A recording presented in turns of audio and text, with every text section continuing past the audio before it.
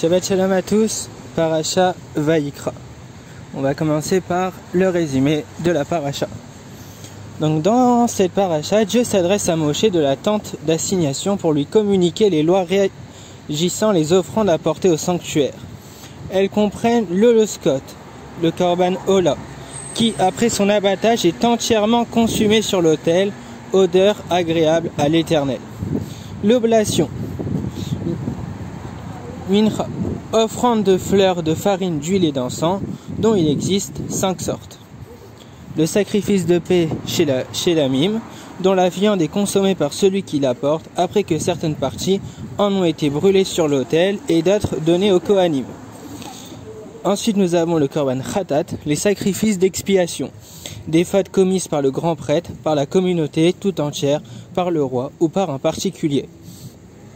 Le sacrifice de culpabilité, le korban hacham, qu'apporte notamment celui qui détourne de leur usage des biens du sanctuaire, celui qui est en situation de doute quant à une transgression qu'il a pu commettre, ou encore celui qui a commis une trahison envers Dieu, en jurant de façon mensongère à propos d'argent qu'on lui réclame au détriment de son prochain.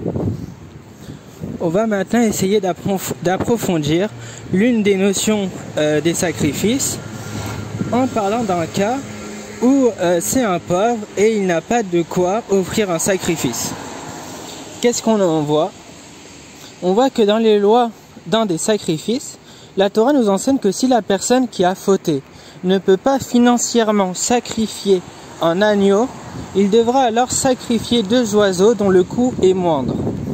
Si même 2 oiseaux sont au-delà de son budget, la Torah lui permet d'amener même une simple mincha, c'est-à-dire une oblation faite de farine. On apprend de là à quel point la Torah se préoccupe du pauvre et fait tout pour lui permettre à lui aussi d'obtenir expiation de ses fautes. Les sages nous ont enseigné qu'une personne aisée ne peut s'acquitter avec un sacrifice de pauvre, oiseau ou oblation, ou pire encore. Un tel geste serait caractérisé par là d'être une faute grave, d'introduire un animal non sanctifié au Beth Amikdash.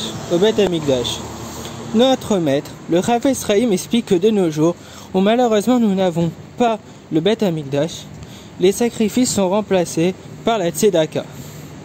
Ainsi, à l'identique, une personne aisée ne peut s'acquitter de son obligation avec le même don qu'un pauvre. Lors d'un congrès rabbinique, le Chafetz Chaim s'exprime ainsi. Si on demande à un commerçant pourquoi s'efforce-t-il de gagner sa vie, il y a pourtant énormément de monde qui sont pauvres. Ils peuvent faire partie de cette moitié du monde qui est pauvre. Le commerçant nous répondra en disant qu'il ne veut pas être pauvre. Si c'est ainsi, pourquoi alors être pauvre en Torah ne dérange-t-il pas? C'est vrai qu'on peut être riche à la fois en matériel, mais aussi il faut être riche en spirituel. Shabbat Shalom à tous et plein de bonnes choses. Juste, ne pas oublier que c'est Parasha Zachor ce Shabbat, donc le Shabbat avant Purim. Donc il faut se souvenir d'Amalek. Et donc il y a une obligation d'aller écouter cette Parasha. Chazak à tous.